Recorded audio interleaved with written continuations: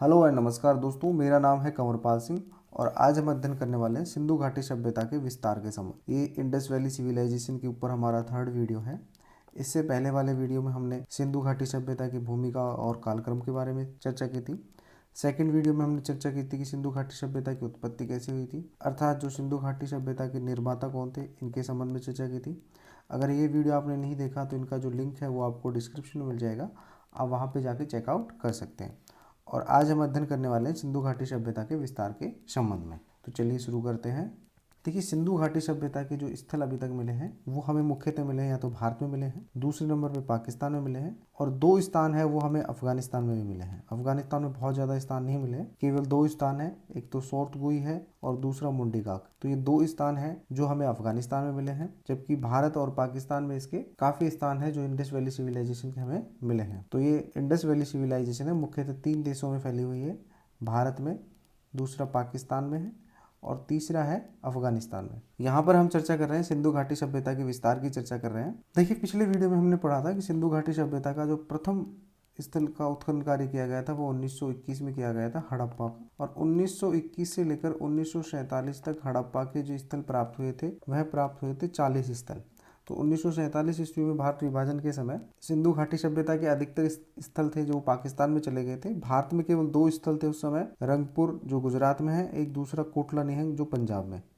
1947 से पहले टोटल स्थल 40 थे, भारत में केवल 2 प्राप्त हुए थे, रंगपुर और कोटला निहंग। लेकिन 1947 से लेकर अब तक जो सिंधु घाटी सभ्यता के स्थल है वो 1400 स्थल प्राप्त हो चुके हैं। अब बात कर रहे हैं इनकी स्थलों की, तो देखिए सिंधु घाटी सभ्यता के जो स्थल है वो सर्वाधिक भारत में प्राप्त हुए हैं 1947 के बाद में, और इनकी जो अभी तक की जो संख्या है वह 925 है। दूसरा स्थान पाकिस्तान का आता है, पाकिस्तान में अभी तक 475 स्थल प्राप्त हुए हैं सिंधु घाटी सभ्यता से संबंधित। अफगानिस्तान में जैसा कि हमने पढ़ा 2 ही है, एक तो मुंडीकाक है और दूसरा है सोरतुई। तो आप इनका नाम याद रखें क्योंकि इसमें 2 ही स्थल हैं, तो दोनों ही स्थलों का आपको नाम याद होना जरूरी है। भारत और पाकिस्तान की बात करें तो इसमें सभी स्थलों का आपको नाम याद करने की जरूरत नहीं है, केवल वही स्थल आपको याद करने हैं जो एग्जाम के पॉइंट ऑफ व्यू से काफी इंपॉर्टेंट है। तो सबसे पहले हम चर्चा करते हैं भारत में प्राप्त हुए स्थलों की चर्चा करते हैं।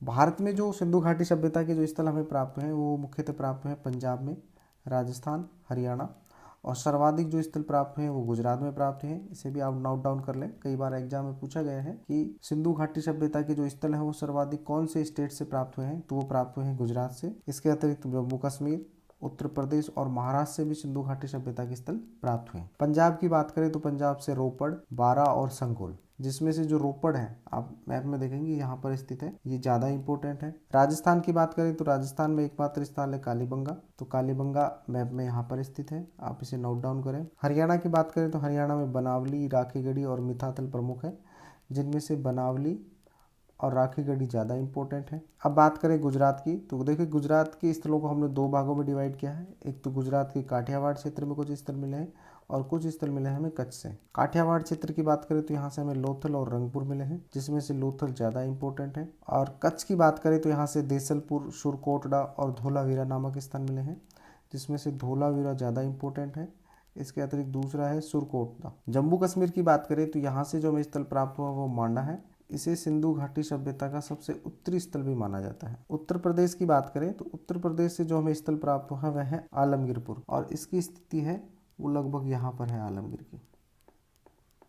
आलमगीर मैप में देखेंगे तो यहाँ पर आलमगीर स्थित है। महाराष्ट्र की बात करें तो महाराष्ट्र से इनामगांव और दैमाबाद प्रमुख है, तो दैमाबाद है ये लगभग यहाँ पर स्थित है, दैमाबाद, और इसे सिंधु घाटी सभ्यता का दक्षिणतम स्थल भी माना जाता है। अब बात करें हम पाकिस्तान के प्रमुख स्थानों की, तो देखिए पाकिस्तान में भी पंजाब है, जिसे हम पश्चिमी पंजाब के नाम से जाना जाता है, क्योंकि 1947 में जब भारत का विभाजन हुआ था तो इसी विभाजन के साथ साथ पंजाब के भी 2 टुकड़े हो गए थे, जिसमें पश्चिमी पंजाब है वो पाकिस्तान में है और यहाँ पर जो पूर्वी पंजाब है वो है भारत में है। तो पाकिस्तान के पंजाब की बात करें तो यहाँ पर जो प्रमुख स्थल है वो हड़प्पा, डेरा इस्माइल खान और रहमान डेरी है, जिसमें से हड़प्पा काफ़ी प्रमुख है क्योंकि सर्वप्रथम इसी का उत्खनन कार्य किया गया था 1921 में। मैप में देखेंगे तो हड़प्पा यहाँ पर स्थित है। दूसरे जो पाकिस्तान में स्थल मिले वो मिले हमें सिंध प्रांत से, तो देखिए सिंध प्रांत में मोहनजोदाड़ो, कोटदीजी और चौनुदड़ो ज़्यादा प्रमुख है, जिसमें से भी मोहनजोदाड़ो है वो ज़्यादा प्रमुख है। मोहनजोदाड़ो के जस्ट नीचे कोटदीजी और उसके जस्ट नीचे चौनुदड़ो मिल जाएगा आपको।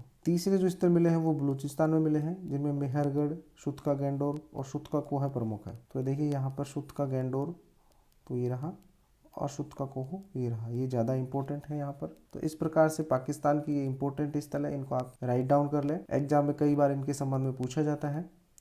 अब हम चर्चा करते हैं सिंधु घाटी सभ्यता के क्षेत्रफल की चर्चा करते हैं। देखिए, सिंधु घाटी सभ्यता का जो सबसे पहले क्षेत्रफल ज्ञात किया था वह एस.आर. राव के द्वारा ज्ञात किया गया था, और उस समय सिंधु घाटी सभ्यता का जो क्षेत्रफल था वह था 12,99,600 वर्ग किलोमीटर। लेकिन वर्तमान में इसके बहुत सारे स्थल खोजे गए हैं, तो इसका क्षेत्रफल बढ़कर हो गया है 20 लाख वर्ग किलोमीटर। वर्तमान में इसका जो क्षेत्रफल है ये 20 लाख वर्ग किलोमीटर है। और जो सिंधु घाटी सभ्यता का जो क्षेत्रफल है ये इसकी समकालीन जो सभ्यता है मिस्र की सभ्यता, इससे लगभग 20 गुना है। और यदि हम मिस्र और मेसोपोटामिया की दोनों की सभ्यता को मिला लें तो उससे भी लगभग ये 12 गुना ज़्यादा बड़े क्षेत्रफल पर विस्तृत है। अब बात करते हैं इसके विस्तार की कि कहाँ से कहाँ तक फैला हुआ है। तो देखेंगे कि इसका जो सबसे उत्तरी स्थल है वह है मांडा, जो अखनूर जम्मू कश्मीर में है, और ये चिनाब नदी पर है। मैप में देखेंगे तो मांडा यहाँ पर स्थित है। सबसे दक्षिणी स्थल की बात करें तो सबसे दक्षिणी स्थल महाराष्ट्र में स्थित है, दैमाबाद, और ये प्रवरा नदी पर स्थित है। तो ये प्रवरा नदी पर लगभग यहाँ पर स्थित है दैमाबाद। अब बात करते हैं इसके सबसे पश्चिमी स्थल की। तो देखिए, पश्चिमी स्थल ये पाकिस्तान में स्थित है, सुतका गैंडोर, और ये दाश्त नदी पर स्थित है। तो सुतका गैंडोर यहाँ पर स्थित है। अब बात करते हैं इसके सबसे पूर्वी स्थल की। इसका जो पूर्वी स्थल है ये उत्तर प्रदेश में स्थित है, आलमगीरपुर, और ये हिंडन नदी पर स्थित है। तो इस प्रकार से आप देखेंगे कि इनकी जो लंबाई और चौड़ाई है यह है 1600 किलोमीटर। 1600 किलोमीटर पूर्व से पश्चिम की तरफ, और उत्तर से दक्षिण की तरफ देखें 1400 किलोमीटर। 1400 किलोमीटर। और यदि इसकी जलीय सीमा की बात करें हम, तो इसकी जलीय जो सीमा है ये लगभग 1300 किलोमीटर है। तो इसे भी आप राइट डाउन कर लें। यहाँ पर आप देखेंगे कि जो सिंधु घाटी सभ्यता है ये लगभग त्रिभुजाकार स्थिति में फैली हुई है। लगभग त्रिभुजाकार स्थिति में यह फैली हुई है। तो इस प्रकार से आप देखेंगे इसकी जो आकृति है वो त्रिभुजाकार है। सिंधु घाटी सभ्यता की जो आकृति है त्रिभुजाकार है। यह भी एग्जाम में कई बार पूछा जाता है। लेकिन वर्तमान में सिंधु घाटी सभ्यता के जो स्थल है वो हमें दैमाबाद से भी काफ़ी नीचे आंध्र प्रदेश, तमिलनाडु में मिले हैं। तो ये कहना कि दैमाबाद अब सिंधु घाटी सभ्यता का दक्षिणतम स्थल है, ये अब सार्थक नहीं होगा। लेकिन एग्जाम में अभी तक जितने भी बार ये क्वेश्चन पूछा गया है कि सिंधु घाटी सभ्यता का जो दक्षिणतम स्थल है वह कौन सा है, तो उसमें दैमाबाद को ही पूछा गया है। लेकिन वर्तमान में जो सिंधु घाटी सभ्यता के जो दक्षिणतम स्थल है वो आपको दैमाबाद से भी काफ़ी नीचे तमिलनाडु, आंध्र प्रदेश में भी आपको मिल जाएंगे। और यदि हम बात करें इसके सबसे पूर्वी स्थल की, तो वर्तमान में पूर्वी स्थल इसके गंगा घाटी तक भी इसके सिंधु घाटी सभ्यता के स्थल हमें प्राप्त होते हैं। लेकिन यहाँ पर जो अधिकतर जो क्वेश्चन पूछा जाता है वह पूछा जाता है नदी से संबंधित। जैसे मांडा किस नदी पर स्थित है, तो आपका आंसर हो जाएगा चिनाब नदी पर। दैमाबाद किस नदी पर स्थित है, तो आपका आंसर हो जाएगा प्रवरा नदी पर। तो इस प्रकार के क्वेश्चन पूछे जाते हैं। तो जब भी आप सिंधु घाटी सभ्यता के स्थलों को याद करें तो आप उसके बारे में यह भी याद करें कि वह कहाँ पर स्थित है और कौन सी नदी के किनारे स्थित है, क्योंकि कई बार एग्जाम में इस प्रकार के क्वेश्चन पूछे जाते हैं। अब हम चर्चा करते हैं कि सिंधु घाटी सभ्यता का क्षेत्रफल की दृष्टि से सबसे बड़ा स्थान कौन सा है। देखिए, क्षेत्रफल की दृष्टि से बात करें तो अभी तक जो सबसे बड़ा स्थान माना जाता था वो मोहनजोदाड़ो को माना जाता था। लेकिन वर्तमान में हुए उत्खनन के आधार पर सबसे जो बड़ा स्थल है क्षेत्रफल की दृष्टि से वो राखीगढ़ी है। राखीगढ़ी हरियाणा में स्थित है, हरियाणा भारत में स्थित है। ठीक है, उसके बाद में जो दूसरा नंबर आता है वर्तमान में वो मोहनजोदाड़ो का आता है, ये पाकिस्तान में स्थित है। तीसरा हड़प्पा का आता है, यह स्थल भी पाकिस्तान में स्थित है। चौथा स्थान आता है गणेरीवाल का, यह भी पाकिस्तान में स्थित है। और पांचवा स्थान आता है धोलावीरा का, यह भारत में स्थित है। तो इस प्रकार ये 5 बड़े स्थल हैं क्षेत्रफल के आधार पर सिंधु घाटी सभ्यता के। तो यहाँ पर अगर आपसे क्वेश्चन पूछा जाए कि सिंधु घाटी सभ्यता का सबसे बड़ा स्थल कौन सा है, सबसे बड़ा स्थल सिंधु घाटी सभ्यता, तो यहाँ पर जो आपका आंसर हो जाएगा वह होगा राखीगढ़ी। राखीगढ़ी। और ये पूछा जाए कि भारत का सबसे बड़ा स्थल कौन सा है, तो वहाँ पर भी आपका आंसर हो जाएगा राखीगढ़ी। लेकिन ये पूछा जाए कि पाकिस्तान का सबसे बड़ा स्थल कौन सा है, तो वहाँ पर आंसर हो जाएगा मोहनजोदाड़ो।